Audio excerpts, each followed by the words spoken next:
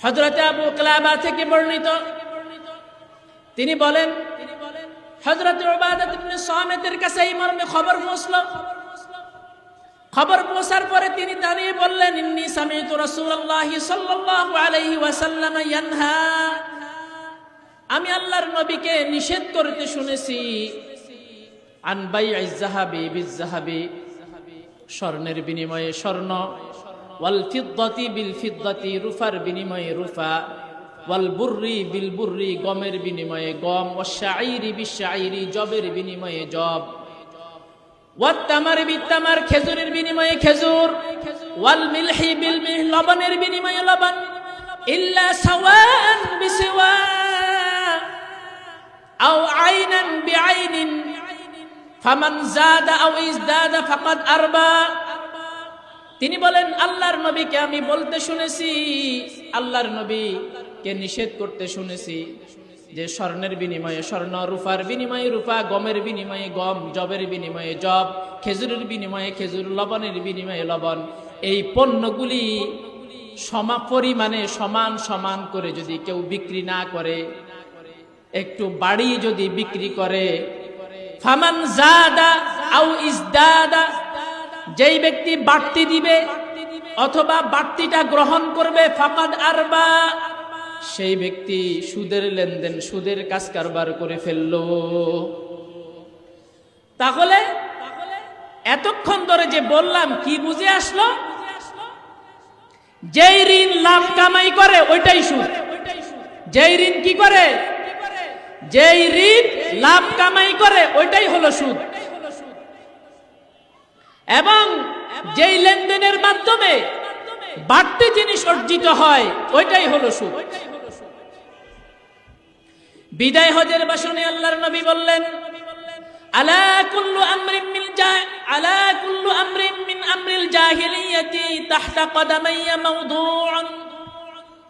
আল্লাহর নবী বিদায় হজের ভাষণে বক্তব্য দিলেন। সেই বক্তব্যে তিনি বললেন, শুনে রাখো, সাবধান, আইয়ামে জাহিলিয়াতের যত বিষয় আছে, যত অপসংস্কৃতি আছে, সব কিছু আমার পায়ের তলা আমি পিষ্ট করে দিলাম। ওয়ারিবাল জাহিলিয়াতি মাওদুউন, আইয়ামে জাহিলিয়াতের ভিতরে যে সুদের লেনদেন ছিল, সুদের কারবার ছিল, সেটাকেও আমি আমার পায়ের তলায় পিষ্ট করে দিলাম, বাতিল করে দিলাম। আল্লাহর নবী যেই জিনিসটাকে বাতিল করে গেলেন, আল্লাহর নবী যেই জিনিসটাকে রহিত করে গেলেন, নিজের পায়ের তলায় পদতলিত করেন, ওই জিনিসটা এখন আমাদের মধ্যে আছে নাকি চলে গেছে? সুদ কি আমাদের মধ্যে আছে নাকি চলে গেছে? কি পরিমাণে আছে? আল্লাহ আল্লাহ ইয়াযু বিল্লাহ। আপনি কোন ব্যাংক আপনি খুঁজে পাবেন না যেই ব্যাংক আপনাকে কর্জে হাসানা দিবে, মানে যেই টাকা ঋণ দিবে ওই টাকাই আদায় করে নেবে, এরকম একটা ব্যাংকই বাংলাদেশে আছে? তাহলে কি দাঁড়ালো অবস্থা?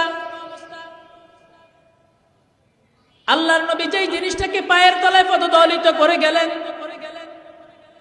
আল্লাহর নবী যেই জিনিসটাকে বাতিল করে গেলেন, আমাদের দেশের সমস্ত ব্যাংকগুলি ওই জিনিসটাকে আবার প্রতিষ্ঠিত করে ফেলল।